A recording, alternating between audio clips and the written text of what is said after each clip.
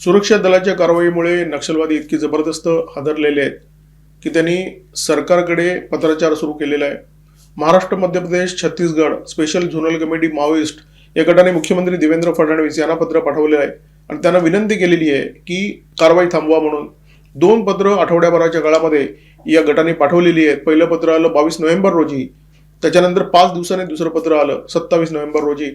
या दोन्ही पत्रामध्ये आम्ही शरणागती पत्करायला तयार आहोत, परंतु आम्हाला मुदत द्या, अशा प्रकारची विनंती करण्यात आली होती। आणि त्याच्यामध्ये हेही नोंदवण्यात आलं होतं की आमचे जे वरिष्ठ नेते आहेत ते सुद्धा शरणागतीसाठी तयार आहेत। पहिलं पत्र जे 22 नोव्हेंबर रोजी आलं होतं त्याच्यामध्ये विनंती करण्यात आली होती की आम्हाला 15 जानेवारीपर्यंत मुदत द्या। दुसरं पत्र जे 27 नोव्हेंबर रोजी आलं त्याच्यामध्ये विनंती करण्यात आली की आम्हाला 1 जानेवारीपर्यंत तरी मुदत द्या।